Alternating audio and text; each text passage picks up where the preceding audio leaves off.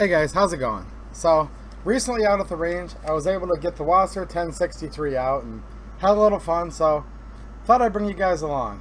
And look, these WASRs, they've been around a long time. I own a few of them. I've had a few of them forever, and these are always kind of my go-to guns. When it comes to either using one, I have for home defense, or taking out to the range for a good time, I usually grab one of my WASRs. Why? Well, a couple reasons. First of all, they just work. The ones that I have been nothing but reliable. Never changed a part on this one, or any of my WASRs, to be honest.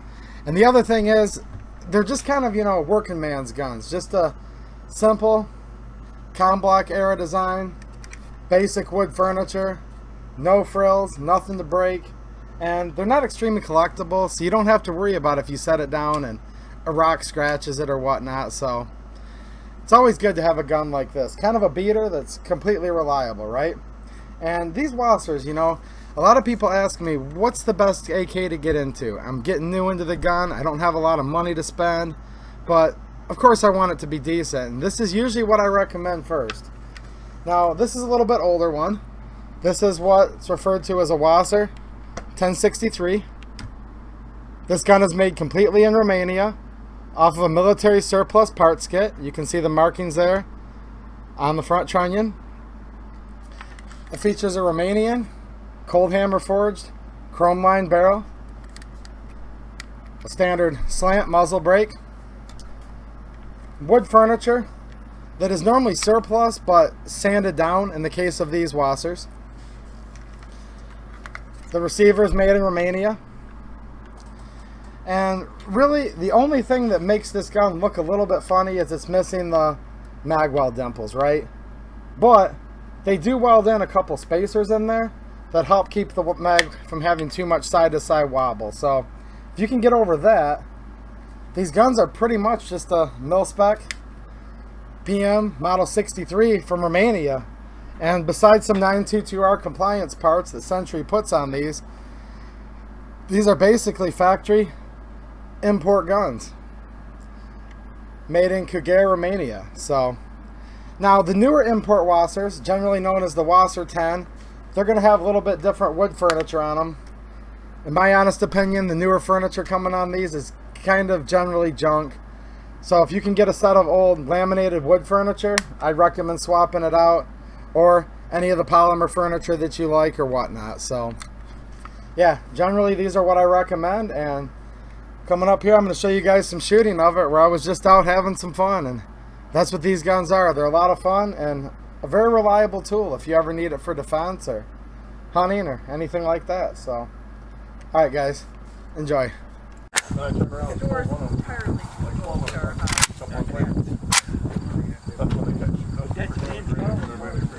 Yeah, it's very well. That's very smooth. It's very. I know. I'm a little scared. I just like this. And I saw it. I go.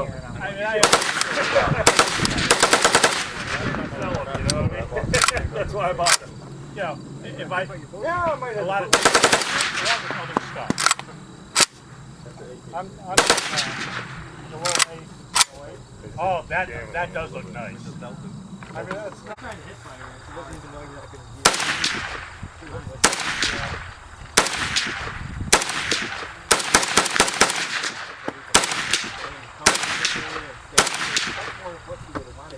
Do I shoot it? These guys shoot from too. And look at where all the shells are going. My thumb's so when you my thumb is pretty stacked. Huh? Yeah, I said at this point I just want to be messing around. It looks easier than it is. If you do it long, if you tried, like if I stay out for 2 hours, I probably could start doing it, but it's hard. It's just practice. They practice off for probably 3 days.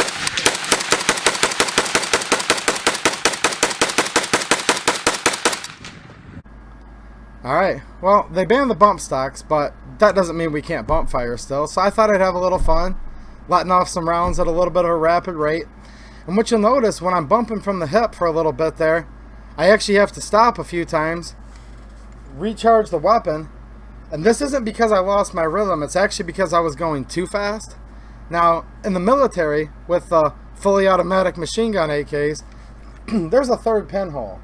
Now, the ATF says we're not allowed to have that because they would consider just having that in there to be a machine gun. Well, yes, the machine gun components do use the third pinhole. However, one important thing that's missing on all of these American AKs that connects to that third pin is the safety sear, otherwise known as rate reducer.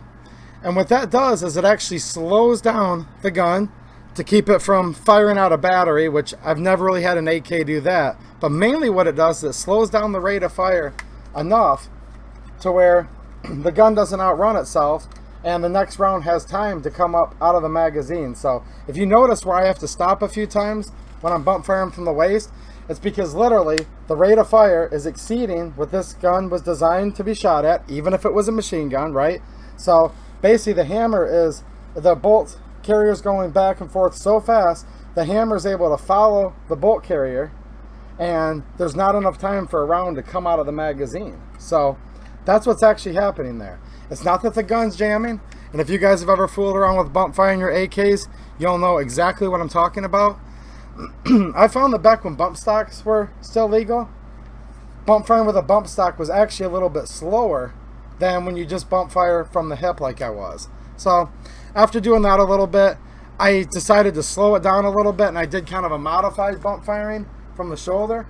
I'm not completely bump firing, but what I am still doing is putting my finger in there, serving as like a peg, and I'm just letting it bounce on my shoulder.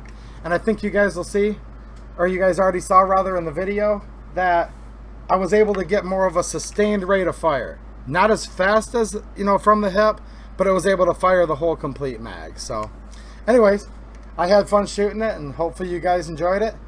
If you want to know more info on this gun, I did a stream a couple weeks back talking about it in a lot more detail. And if there's enough interest, I can do a more in-depth review later. But basically, this is pretty close to a mil-spec gun made in a factory that's been making AKs for, what, 55, 60 years now.